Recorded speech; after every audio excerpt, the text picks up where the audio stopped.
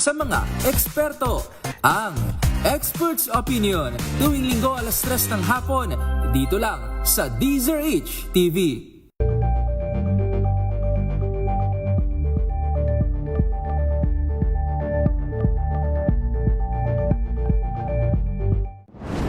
Kung good vibes ang hanap mo, dito ka na sa sigurado! Mula sa mga istoryang nagbibigay ng inspirasyon hanggang sa mga kwentong may dalang solusyon. Mga balitang pampagaan ng pakiramdam at pampaganda ng araw. Hindi lang ba sa good news, kundi the better news. Mula Lunes hanggang Biyernes, 1:00 ng tanghali sa DZRH TV.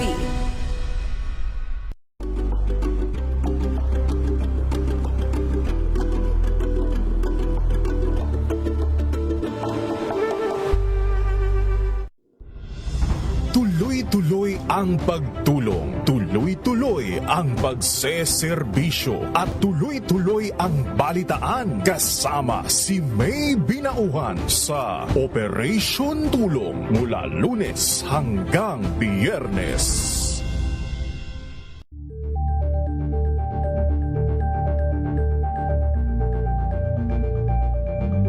Maagang balitaan, maagang usapan sa mga issue at balita kasama si Kuya Angelo Palmones sa Magandang Umaga Pilipinas mula Lunes hanggang Biyernes.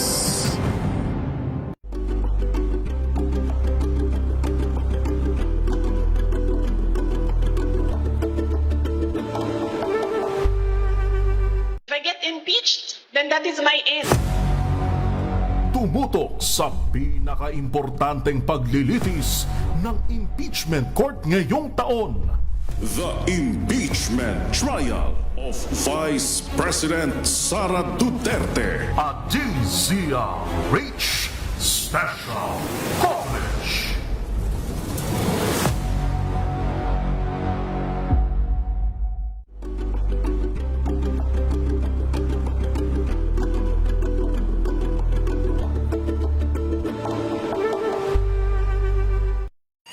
Mga balitang gigising sa inyong umaga. Mga balitang kailangan mong malaman. Mapapakinggan sa EMAP Makatao Awards for Media Excellence Best AM Radio News Program.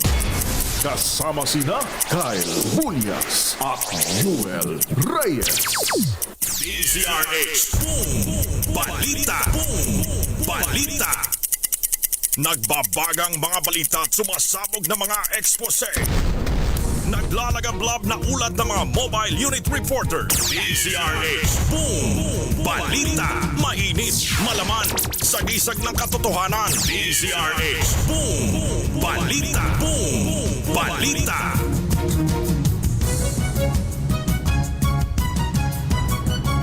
Magandang hapon Pilipinas, sa ulo ng ating mga balita. House prosecution handa na sa Duterte impeachment trial. National Bureau of Investigation at House personnel kabilang sa mga unang ihaharap na testigo. Paligid ng Senado, sinabuyan ng asin, holy water at ininsenso laban sa umano'y masasamang espiritu bago ang impeachment trial. Sa DZRH Exclusive, dating Senate Sergeant at Arms Mau Aplaska tuluyan ng sinibak sa serbisyo ni Ombudsman Boying Remulla. 19 anyos na lalaki arestado sa panghihikayat sa mga minor de edad na gumawa ng kalaswaan gamit ang Roblox. Palace Press Officer at Undersecretary Claire Castro kinuyog ng ilang ralistang Pinoy sa Canada. Daan-daang ralista nagkilos protesta kasabay ng anibersaryo ng Philippines-US Friendship Day. At ilang bahagi ng lungsod ng Maynila binaha matapos bumuhos ang malakas na ulan.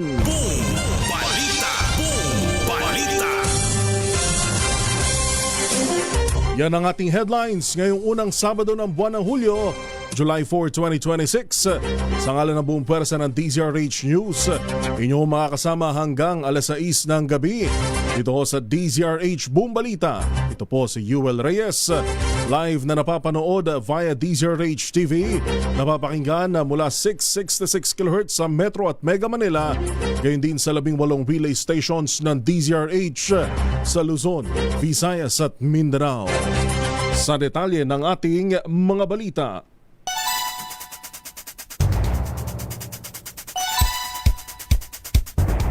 Sampung minuto makalipas ang alas 5 ng hapon.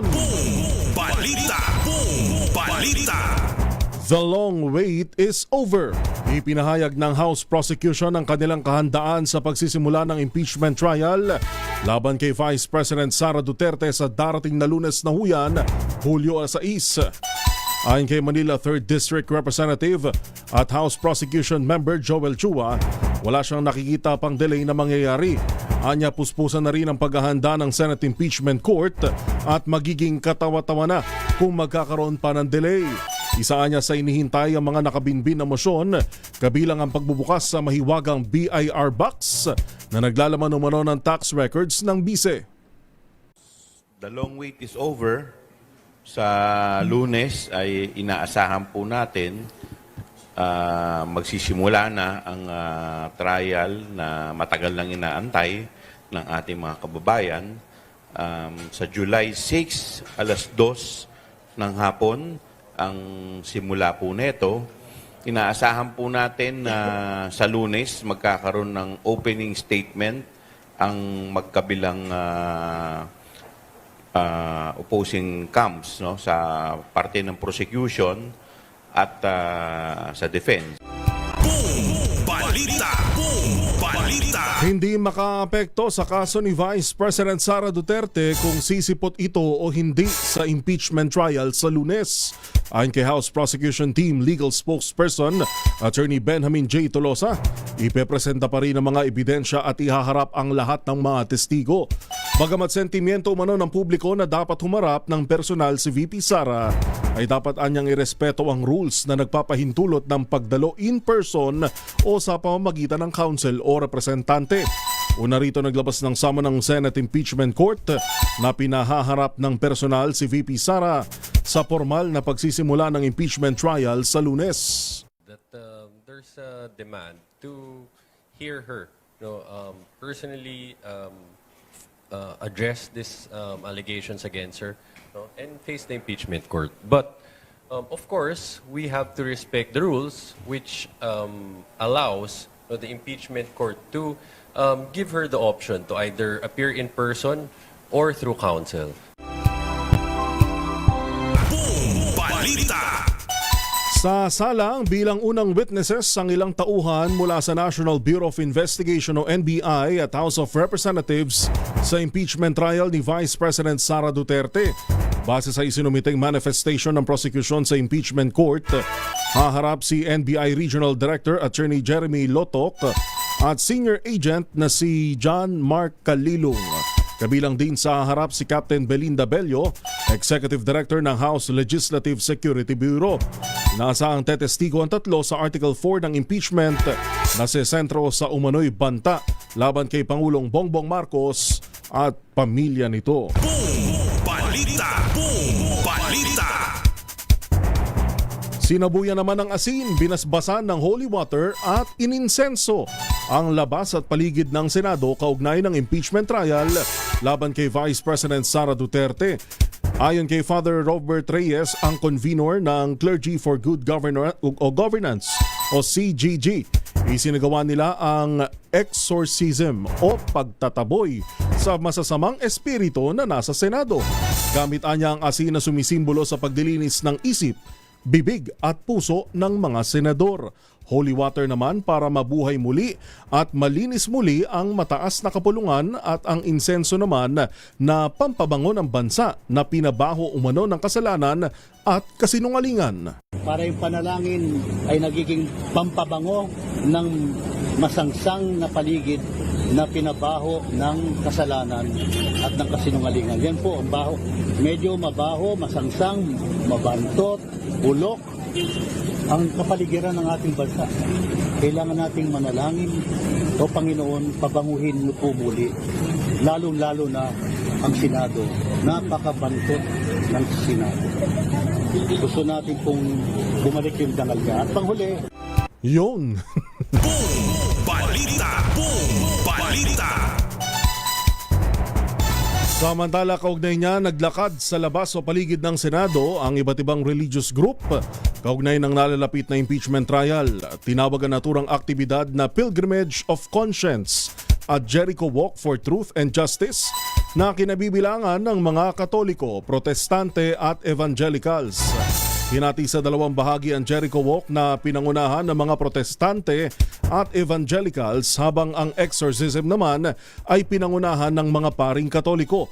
Ayon kay Dr. Melba Magay, Direktor ng Institute for Studies in Asian Church and Culture, kahalintulad ito noong panahon ng mga Israelita ang kanilang isinagawa na tinawag nga pong Jericho Walk.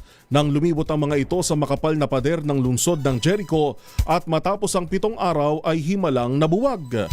Ayon kay Magay, nais nilang ipakita sa pamamagitan ng paglalakad at pagdarasal na kaya ring mabuwag ang walls of injustice sa panahon ngayon kung magkakaisa ang lahat. Boom! Balita! Boom! Balita!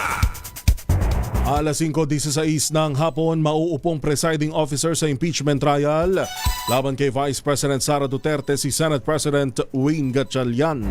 Ayon kay Gatchalian, malinaw sa kanilang Senate Rules of Procedure na ang Senate President ang magsisilbing presiding officer sa lahat ng impeachment trial.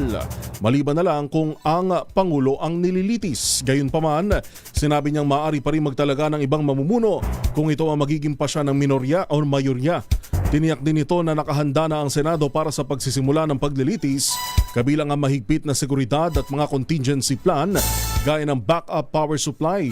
Inaasahan din niyang makakadalawan lahat ng senador, kabilang na si dating Senate President at ngayon Minority Leader Alan Peter Cayetano. Boom! Balita! Boom! Balita!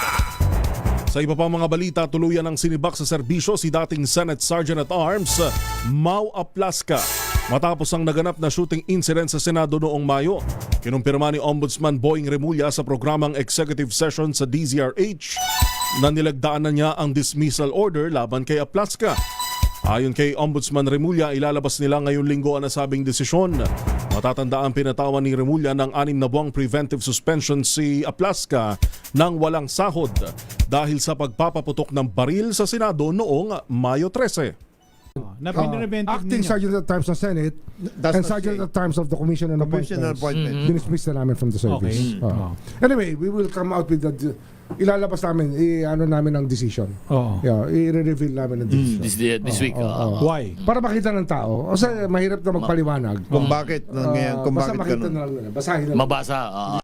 Boom! Balita! Boom! Balita! Alas 5:18 ho ng hapon, babalikan natin ang ilan pang mga balita dito pa rin sa DZRH Boom Balita. At sa ating pagbabalik, eto ho, isang 19 anyos na lalaki, hindi na to minor de edad, ang inaresto ng NBI dahil sa ito mga magulang, makinig ho kayo, panghihikayat sa mga minor de edad na gumawa ng kalaswaan. Mga detalye ho niyan sa ating pagbabalik. Pilipinas ang oras, 18 minuto makalipas ang alas 5 ng hapon. This time check is... Wow, ang saya. Isang barangay na labada, puro mancha pa. Goodbye, pahinga. Mommy, isang laba lang yan sa Pride Bar Blue. May powerful stain-away enzymes na malupit sa dumit mancha. At di masakit sa kamay. Isang laba lang yan. Hello, pahinga. Hello, Pride Bar Blue. ACS. Tanggaling-galing mo. Smart dishwashing paste ko. Pritong ulam na masebo. Plato ng kaldero. Tanggaling forever. Ganyan pag Smart ang dishwashing paste. May double tanggaling formula. Tanggal ang sebo, tanggal ang bakterya. Pahit para walang bahid, linis fantastic sa belt, walang plastic, number 1 ko to. Tanggaling-galing mo, Smart Dishwashing Paste. ACS. May nagbago. May arte. May budget. Akala nyo lang yon. So solid. White Rose Papaya, wow, White Rose. White Rose Papaya, wow, White Rose. White Rose Papaya. May glow up with White Rose Papaya. White Rose Papaya. May puti power times 2 kasi may papaya at niacinamide. May shea butter and tea tree oil pa. Kutis sulit ang glow up. Glow up with White Rose Papaya. White Rose Papaya. Kutis sulit ang glow up. ACS. Sa lahat ng bagay, simula pa lang, siguraduhing max protection na. Kasi pag kulang ang proteksyon, baka madaling masira. Sa ngipin, dapat may max protection din. Max Alaga ng Unique Toothpaste. With Max Protect Formula, help stop cavities before they start, while keeping breath fresh. Try Unique Maximum Fluoride Protection. Para Max Alaga, Max Protektado. ACS. Ang buhay ay sasaya. Basta't busog ang pamilya. Kumeya, kumeya. Ibig ko sabihin, masarap talaga. Komea 3Q Bihon. Masarap talaga.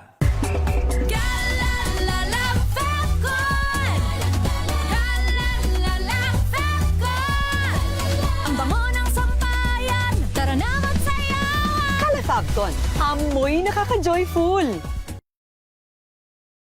Kiara, I'm Stephanie Adanza, 48 years old, and I'm working as a Member of Parliament Support Advisor here in Wellington, New Zealand.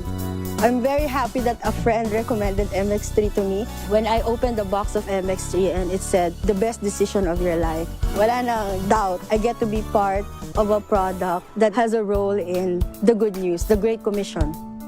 MX3, dito ako bilib. Mahalagang paalala, ang MX3 capsule ay hindi gamot at hindi dapat gamitin panggamot sa anumang uri ng sakit.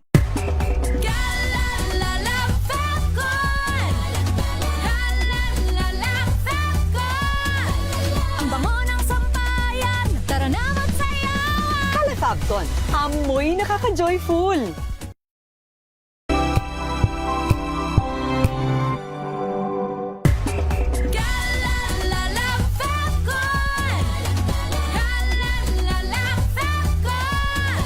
Ang bango ng sampayan. Tara na magsayawan. Calafabcon. Amoy nakaka-joyful.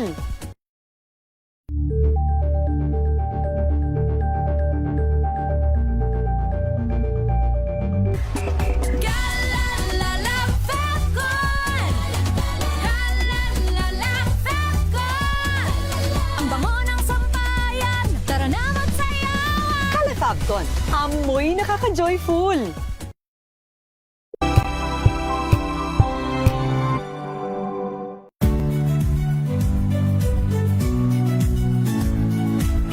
Magandang araw mga kaibigan. Ito po ang inyong balerina ng bayan, si Lisa Makuhay Lizalde, na nag-aanyaya sa inyong samahan kami at ang aming mga espesyal na panauhin. Para sa kalahating Makatao Awards for Media Excellence Best AM Radio News Program. Kasama sina Kyle Pulias at Noel Reyes. DZRH Boom Balita. 23 minuto na ho, makalipas ang alas 5 ng hapon. Dako tayo sa labas ng ating himpilan. Ilang bahagi ho ng EDSA nakaranas ng mabagal na daloy ng trapiko ngayong Sabado ng hapon. Bakit, may aksidente ba? Alamin natin ang detalye mula kay RH23 Edwin Duque. Edwin, magandang hapon. UL, bagamat walang aksidente pero dahil doon sa medyo dami ng sasakyan ngayon dito sa bahagi ng EDSA, usad pagong ang daloy ng trapiko, paglampas mo pa lang ng Balintawak hanggang makarating ka ng Muñoz at bago ito makarating naman ng paglampas mo ng SM dito sa may Muñoz. At kung galing ka naman ng Cubao, patungo ka ng Muñoz, paglampas mo ng bahagi ng dito sa may bahagi ng Pidea, yan ay mabigat na rin ang daloy ng trapiko hanggang makalampas ka naman ng Muñoz. So both sides, north at southbound, pasalubong yung bigat ng daloy ng trapiko.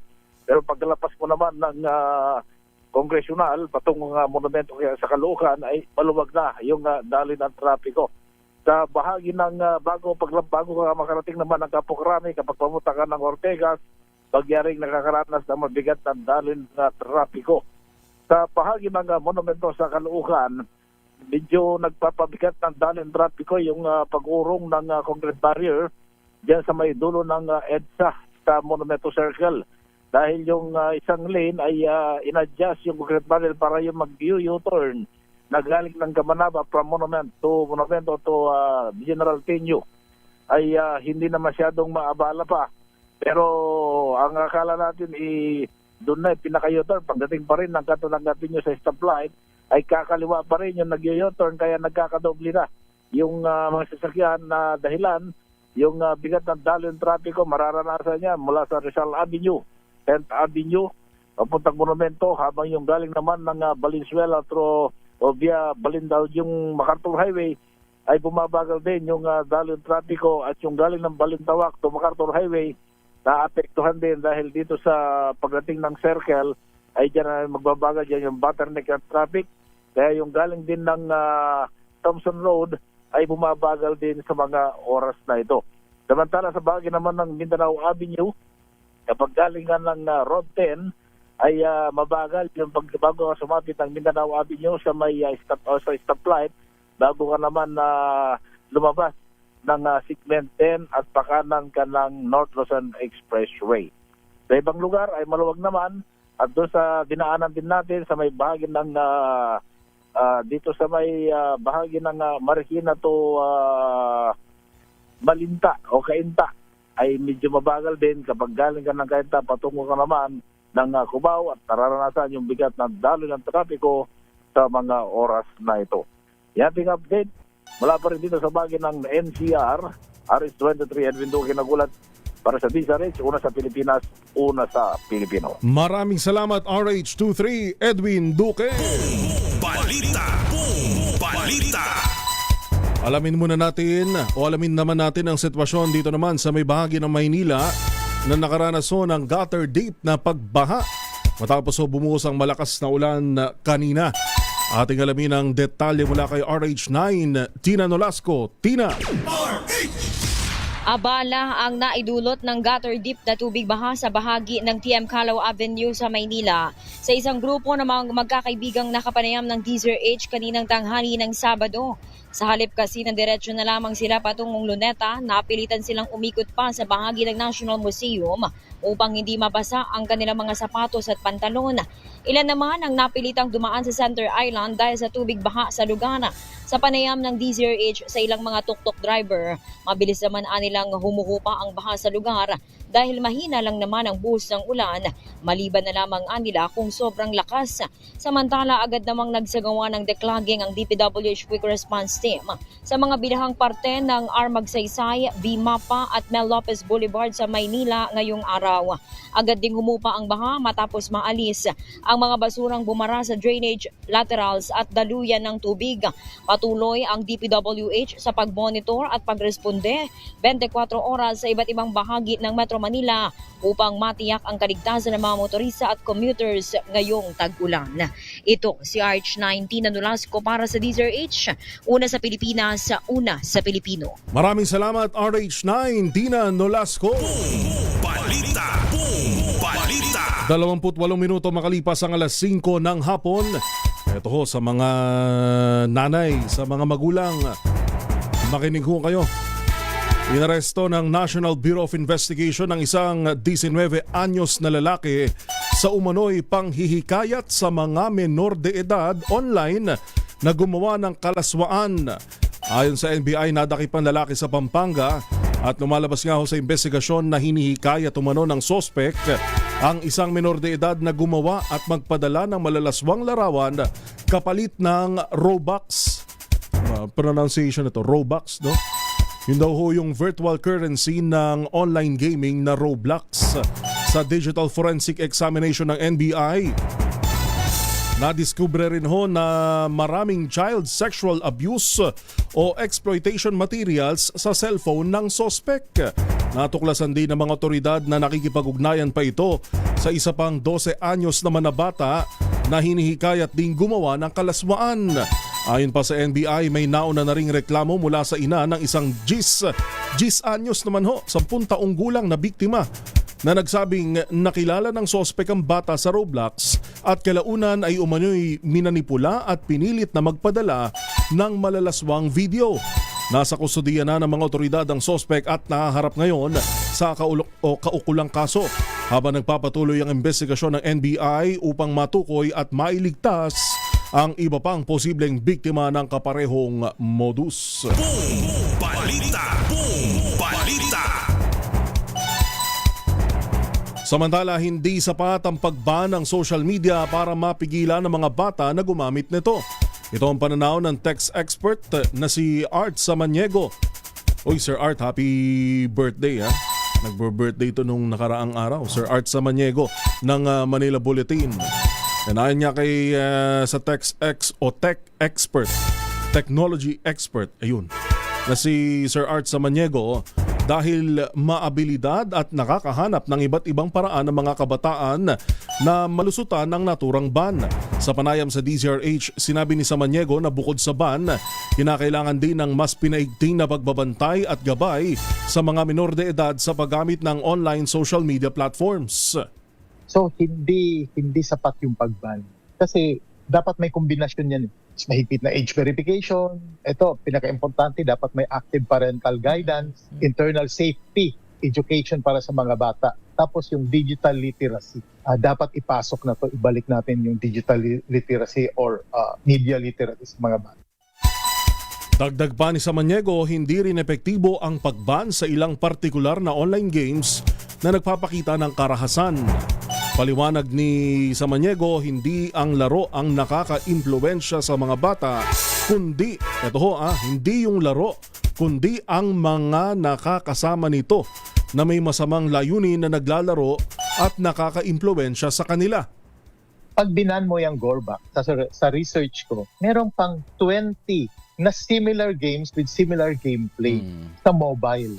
Meron ding 20, more than 20, sa computer, sa console. So ang gagawin ng mga bata, walang loyalty sa games yan, kung saan sila masaya din sila. Binan mo yung Gorbax, maghahanap yan. Merong ibang mga games silang pupuntahan. Madis World, mga ganon, pupunta sila sa uni. So ang daming mga games na pupuntahan. At ito ang problema, alam ng mga cyber criminals yan. Wala silang gagawin kundi sundan lang yung mga bata kung nasan sila.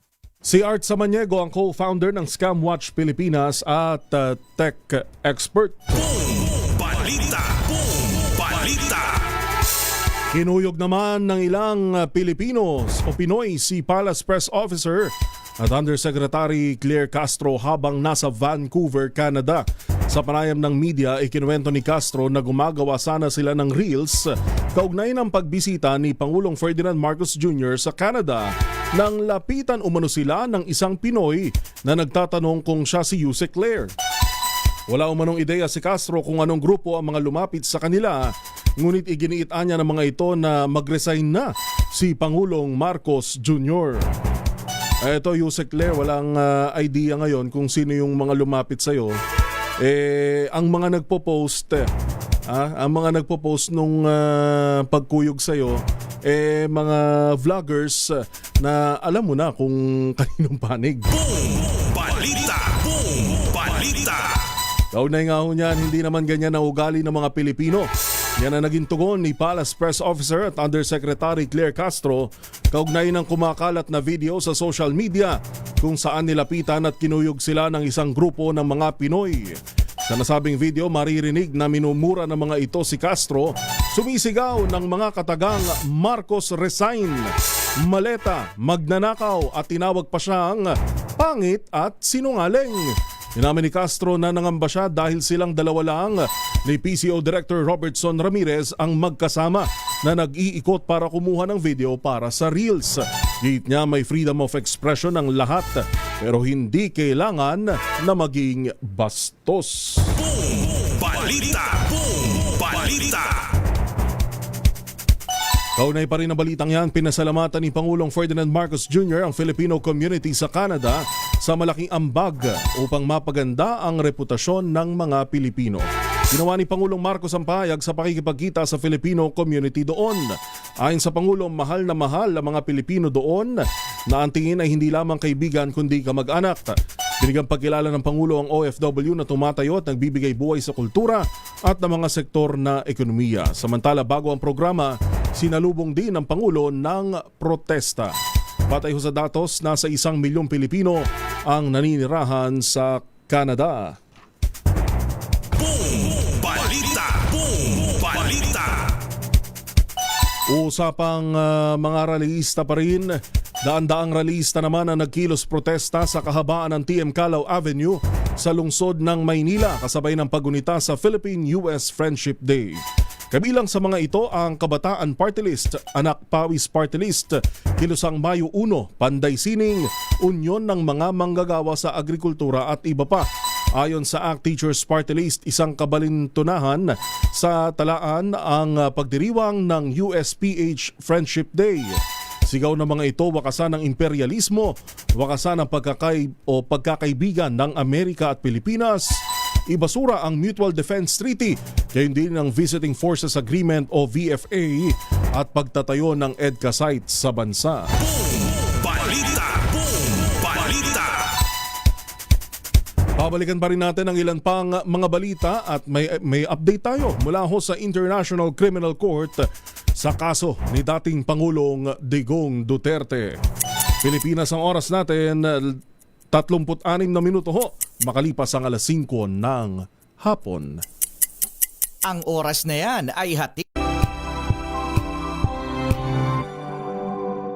Hello, Washi! Laundry day na naman! Yay! Anong meron? Mancha ng chocolate, putik, may libag pa! Kaya natin yan! With Pride Washing Machine Detergent, may triple stain-away formula.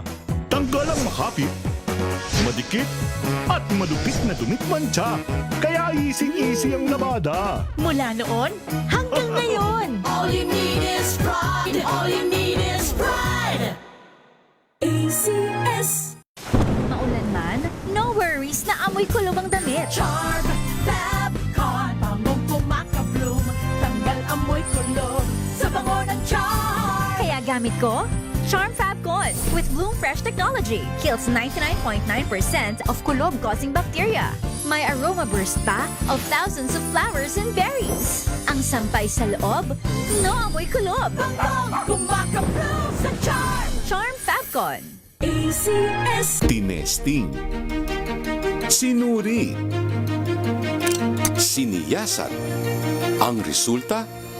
Super effective ang Shield sa pagpatay ng bakterya at virus. Shield Antibacterial Soap. Believe ang mga eksperto sa Philippine Nurses Association. At si Mami. Tiwala ako sa Shield. Shield Antibacterial Soap. Napatunayang mabisa. Ang mga nurse, tiwala. ACS.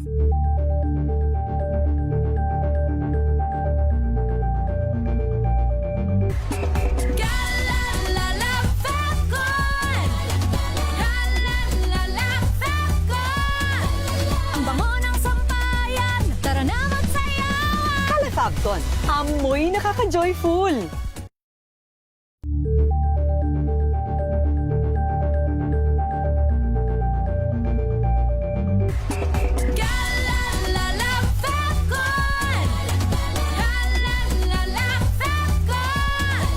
Ang bango ng sampayan, tara na magsayawan. Kala Fabcon, amoy nakaka-joyful.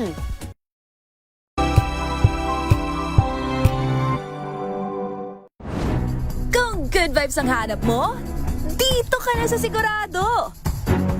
Mula sa mga istoryang nagbibigay ng inspirasyon hanggang sa mga kwentong may dalang solusyon.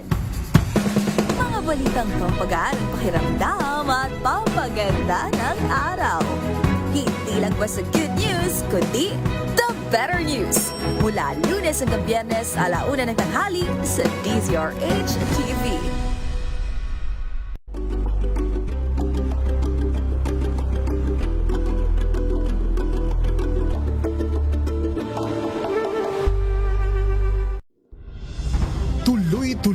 ang pagtulong, tuloy-tuloy ang pagseserbisyo at tuloy-tuloy ang balitaan kasama si May Binauhan sa Operation Tulong mula Lunes hanggang Biyernes.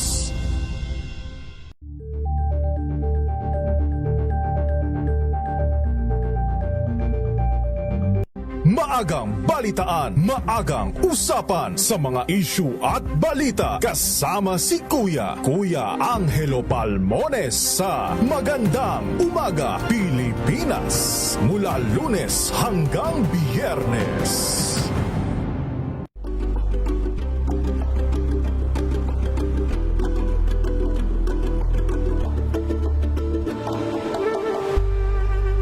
If I get impeached, then that is my end. Tumutok sa pinaka-importanteng paglilitis ng impeachment court ngayong taon. The Impeachment Trial of Vice President Sara Duterte. A DZRH Special Coverage.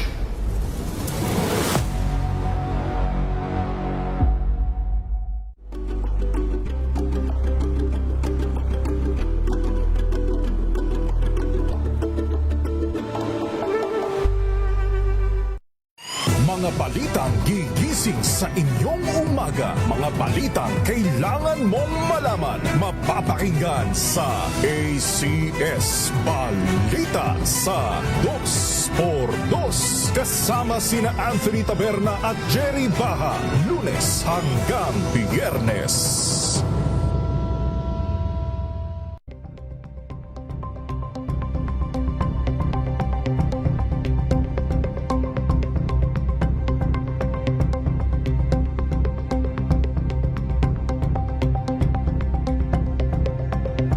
Alamin ang mga maiinit na isyung pambayan, mga balitang kailangan mong malaman, usapin sa pamahalaan, politika, ekonomiya at kabuhayan. Ito ang mga dapat mong malaman, pakialaman at pag-umap. Mga Tao Awards for Media Excellence Best AM Radio News Program.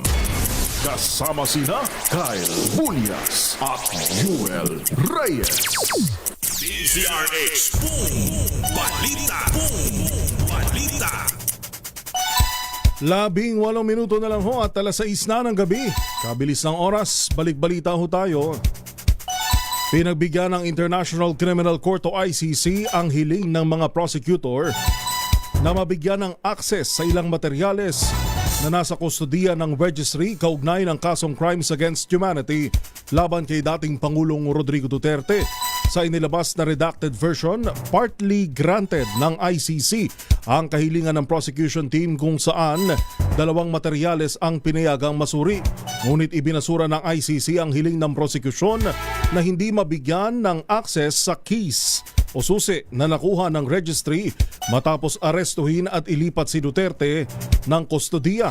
Isinaalang-alang umano ng korte ang argumento ng depensa na posibleng may kaugnayan ng mga ito sa personal na ari-arian o impormasyon ng mga kaanak ni Duterte na maaaring lumabag sa kanilang karapatan sa privacy. Matatandaan na nauna nang itinakda ang pagbasa ng mga sakdal laban kay Duterte sa pagsisimula ng pagdelete sa November 30. Boom Balita. Boom Balita. Dumepensa naman si Ombudsman Boying Remulla sa paghahain ng kasong plunder laban kay Senator Rodante Marcoleta at iba pang personalidad. Ayon kay Ombudsman Remulla, malinaw na malinaw ang facts at hindi na kailangan pang halukayin ang mga ebidensya. Aniya, korte na ang makapagsasabi kung tama o mali sila sa paghahain ng kasong plunder. Bakit final itong kaso ng plunder sa isang senador, itong linggong to? Kasi malinaw na po yung mga facts. Ang ebidensya po, hindi na ho kailangan halukayin. Ang kailangan lang po rito, sabihin na lang ng korte kung tama kami o mali. Yun lang yun. Dahil yung ebidensya, nandun na. Binigay na. Wala nila kailangan hukayin. Boom Balita. Boom Balita. Nagugat ang reklamo sa pag-amin ni Senator Marcoleta na tumanggap siya ng 75 milyong pisong donasyon mula sa mga pribadong individual para sa kanyang kampanya sa 2025 elections noong siya ay isa pang kongresista. Balita. Nagbabala naman ang LTFRB sa mga PUV driver na iwasan ang pagva-vlog at paggagawa ng social media content habang nagmamaneho. Ayon kay LTFRB Chairman Attorney Vigor Mendoza, maging ang pagre-record ng content at makikipag-interact sa social media habang nagmamaneho ay naglalagay sa panganib sa mga pasahero. Anya, bilang pagpapatibay sa Anti-Distracted Driving Act, naghahanda na ang LTFRB ng Memorandum Circular na mag-uutos sa mga PUV operator na tiyaking sumusunod ang kanilang mga driver. Dahil kung hindi, multang 5,000 piso. Naku, babala to sa mga tsuper natin na mahilig mag-video o kaya mag-cellphone habang nagmamaneho. Multang 5,000 piso ho ang ipapataw sa mga mahuhuling nagva-vlog o gumagawa ng social media content habang nagmamaneho. Balita. Samantala, hahabulin ng Office of the Ombudsman ang mga ari-arian na nabili ng ilang sangkot sa flood control mess sa ibang bansa. Sa programang DZRH Executive Session, sinabi ni Ombudsman Remulla na may natanggap siyang impormasyon hinggil sa mga ari-arian na nabili ng ilang sangkot sa flood control gamit ang ill-gotten wealth o nakaw na yaman. Ginawa ni Remulla ang pahayag matapos ang biyahe nito sa New York at Washington para dumalo sa United Nations 7th Global Conference. Sabi pa ng Ombudsman, may mga nakilala itong Pilipino doon na tumutulong sa kanila.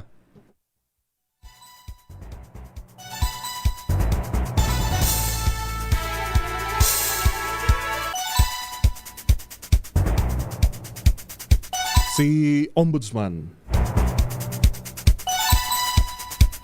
Bahagi ho yan ng statement kanina na binanggit ni Ombudsman Boying Remulla dun ho sa programang Executive Session. Balita. Samantala naman, hindi mararamdaman ng mga karaniwang manggagawa at mamamayan ang pag-angat sa upper middle income status ng Pilipinas. Sa panayam ng DZRH, ipinaliwanag ng tax expert na si Mon Abrea na ang pagkakaroon ng upper middle income status ay isang economic benchmark. Nangangahulugan lamang anya ito na tumatatag ang ekonomiya ng Pilipinas na makapagpapaengganyo mag-invest sa atin ang ibang mga bansa at mga kumpanya. Hindi mo masasabing tumaas yung kita mo o bumaba yung inflation kasi hindi yun yung sinukat. Hindi siya tungkol sa quality of life, walang corruption or mas magandang public service. No, it has nothing to do with that. So wag niyong i-politicize. Very objective. Si World Bank, ang sinabi lang niya, with the improved or accumulated improvement in our economy with the gross national income per capita. Ulitin ko, yung formula nun is gross domestic product, dinagdag yung remittances or income from abroad divided by the mid-year population. In short, kung mas yumaman yung mayayaman, tataas talaga yung gross national income. Pero hindi ibig sabihin lumaki yung sweldo natin or yung take-home pay natin. Balita. Nagbabagang mga balita at sumasabog na mga ekspose. DZRH. Balita. Babalik pa ho tayo 12 minuto bago ho mag 6:00 ng gabi.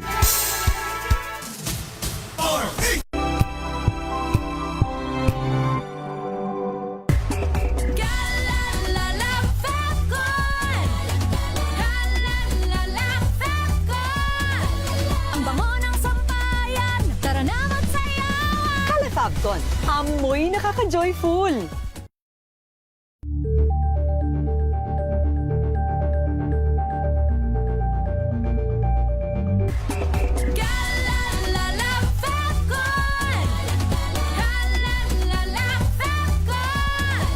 Ang bango ng sampayan, tara na magsayawan. Fabcon, amoy nakaka-joyful.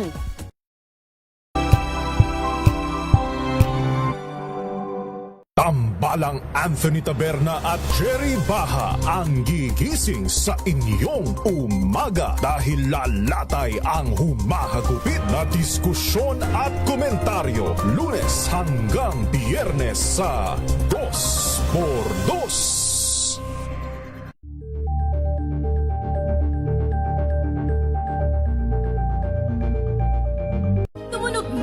ang gantingan para sa kalikasan. Ang nagkamit ng parangal bilang Best News Anchor ay walang iba kundi si Angelo Palmones ng Magandang Umaga Pilipinas, DZRH Radio 666 kHz.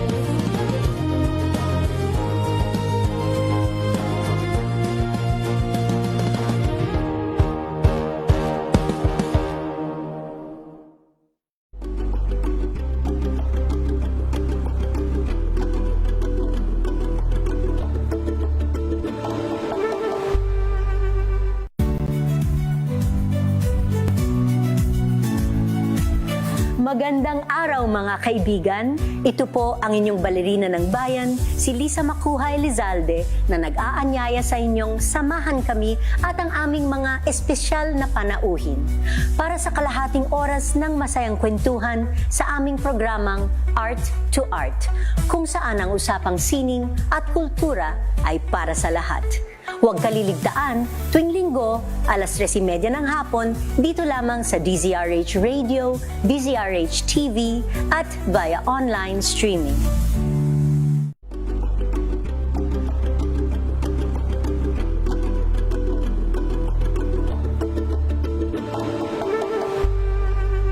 Curious ka ba sa maraming bagay? Kami na ang bahala dyan. Aalamin, tutuklasin at bibigyang linaw namin ang mga katanungang bumabagabag sa inyong isipan. Sa programa kung saan ang bawat sagot ay galing lamang sa mga eksperto. Ang Expert's Opinion, tuwing linggo alas 3 ng hapon, dito lang sa DZRH TV.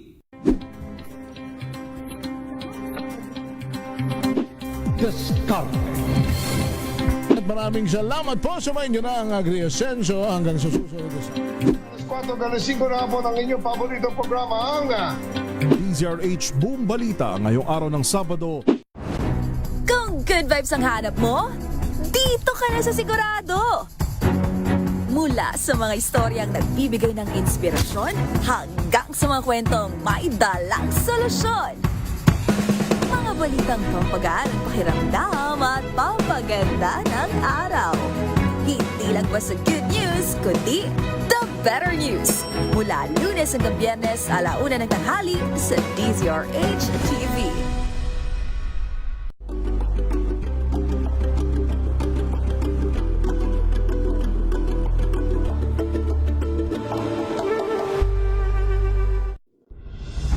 Tuloy-tuloy ang pagtulong, tuloy-tuloy ang pagseserbisyo, at tuloy-tuloy ang Sandigan Bayan. Kaugnay ho ito sa isinampa kahapon na kaso laban kay Senator Dante Marcoleta. Yun ho, hanggang sa ngayon, hindi naman daw sa nag-iintay tayo ng warrant of arrest. Pero marami ang nag-iintay na lumabas ang warrant of arrest mula ho sa Sandigan Bayan kasi impeachment trial na nga pala sa Lunes at nagpahayag si Senator Bin Gatchalian na pwede pang bumoto si Senator Dante Marcoleta dahil hindi pa naman nakukulong, wala namang warrant of arrest Ang kaso ay kakasampa pa lang ho ng ombudsman sa Sandigan Bayan kahapon. Narito ang mga sari-sari at mga halo-halong balita. Balitang showbiz, balitang sports, balitang pangkalusugan, balitang karumal-dumal, balitang kahindik-hindik, at balitang nakakatuwa. Dito lamang sa ating mga chapsoy na balita. Mga chapsoy na balita. Good news muna tayo para sa mga gumagamit ng online banking. Ikaw ba gumagamit ka ng ng online bank, yung app mismo, no? May mga good news tayo natanggap nitong nakaraang araw. At good news, isa pang good news mula ako sa Bangko Sentral ng Pilipinas. Mas marami pa hong bangko ang mag-aalis o magtatapyas ng transfer fees na tinatawag. Ayon ho yan sa Bangko Sentral ng Pilipinas. Ayon kay BSP Governor Eli Remolona Jr., Maraming financial institutions ang mag-a-adjust at susunod sa bagong regulasyon ng BSP. Una nang sumunod sa BSP Circular ang Bank of the Philippine Islands o BPI na tinanggal na ang interbank transfer fees sa InstaPay at PesoNet. Hindi ba libre naman talaga sa PesoNet? Yun nga lang, 3 days. O kaya matagal dumating pero at least libre. Habang inalis na rin ho ng RCBC ang transfer fees sa InstaPay. Sa ilalim ng BSP Circular 1238, inaatasan ng mga financial institutions sa bansa na dapat halos kapareho ang sinisingil sa interbank at intrabank fund transfers ng parehong bangko o e-wallet. By sino kaya mga ang susunod dyan? Ano? Napaka-convenient talaga ng online banking sa totoo lang. Chapsuy na balita. Chapsuy na balita. Huwag lang tutulad sa bigla-biglang yung kumakain ka na, magbabayad ka na, na-enjoy mo yung kinain ninyo. Nung magbabayad ka, biglang nag-maintenance ang app. Shout out sa BPI, ang tagal nung maintenance nung nakaraan. Nasa Baguio pa naman kami, kinakailangan kong mag-transfer ng funds. Biglang nag-maintenance. Hindi lang isang araw to. Tumagal yata ng 3 araw. Yung bigla ang maintenance ng app ng BPI. Samantala sa ating balitang foreign, ilang aktibidad para sa 4th of July Independence Day celebration ang apektado na ng matinding heatwave sa eastern part ng Estados Unidos. Kabilang sa mga naapektuhan ng Great American State Fair sa National Mall sa Washington, mga parada, concerts at maging fireworks display. Pansamantalang isinara ang State Fair matapos pumalo sa 101 degree Fahrenheit o katumbas ng 38 degrees Celsius. Parang normal dito sa Pilipinas yung 38. Yun hong temperatura sa kanila. Nagabiso na rin ang organizers ng National Park Service Independence Day Parade na kanselado na ang taunang event dahil sa safety concerns. Chapsuy na balita. Chapsuy na balita.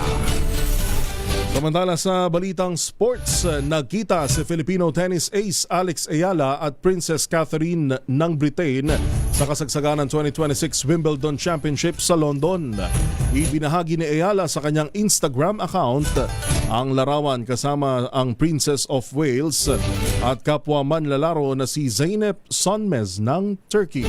Sabi ni Ayala, isang karangalan ng makasama sa larawan ang Her Royal Highness.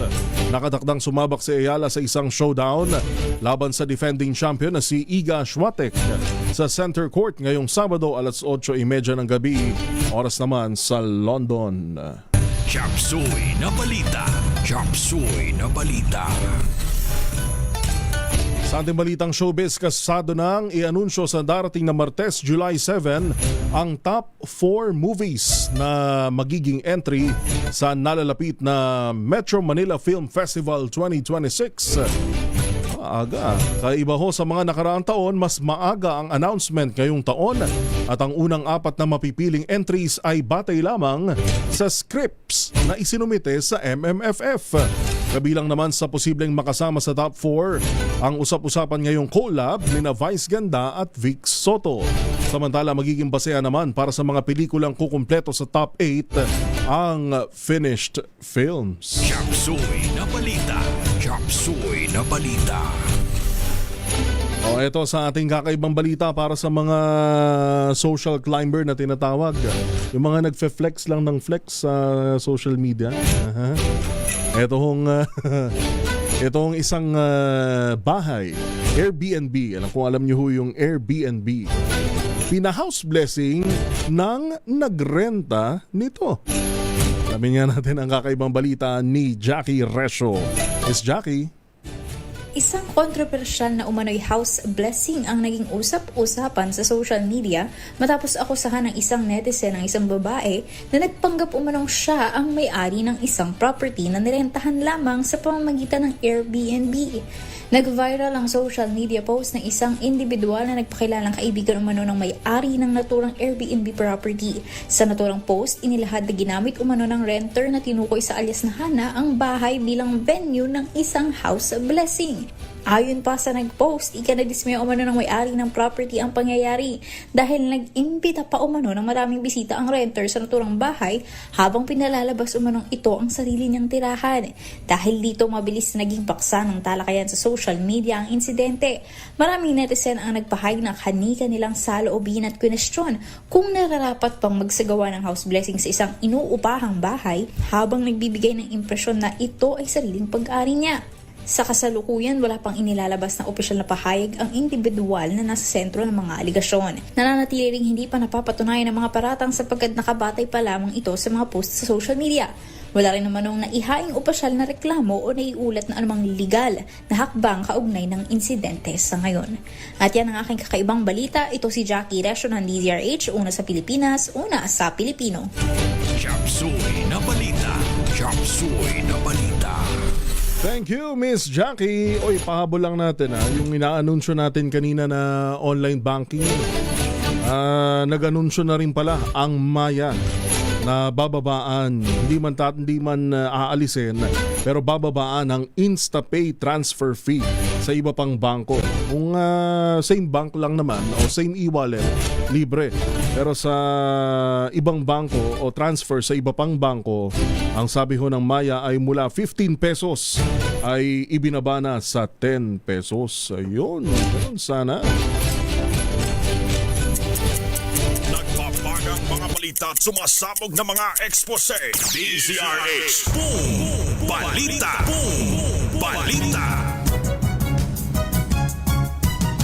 Balikan natin ang ating headlines. Prosekusyon handa na sa Duterte impeachment trial. Mga tauhan mula sa NBI at Kamara unang ihaharap na testigo. Paligid ng Senado, sinabuyan ng asin, holy water at ininsenso laban sa umano'y masasamang espiritu. Dating Senate Sergeant at Arms Mau Aplaska sinibak na sa serbisyo ayon kay Ombudsman Boying Remulla. 19 anyos na lalaki arestado sa panghihikayat sa mga menor de edad na gumawa ng kalaswaan gamit ang Roblox. Palace Press Officer Undersecretary Claire Castro kinuyog ng ilang rallyistang Pinoy sa Canada. Daan-daang rallyista nagkilos protesta kasabay ng anibersaryo ng Philippine-United States Friendship Day. At ilang bahagi ng lungsod ng Maynila nakaranas ng pagbaha matapos bumuhos ang malakas na ulan. Yan na ho ang kabuuan ng mga balitang itinampok sa DZRH Boom Balita ngayong araw ng Sabado, July 4. Happy 4th of July sa ating mga kaibigang Amerikano. May kaibigan ka ba sa United States? Dati yun ang ating kaya nga ngayon ay ginugunita ang Philippine-US Friendship Day. Ayun. Pangalan ho ng ating mga nakasama, maraming salamat DZRH Radio at DZRH TV Tech. Mula ho sa DZRH News Center, ito po si Yuel Reyes para sa DZRH. Una sa Pilipinas, una sa Pilipino. Susunod ang programang Spotlight with Sister L. Pilipinas ang oras, 3 minuto na makalipas ang alas 6.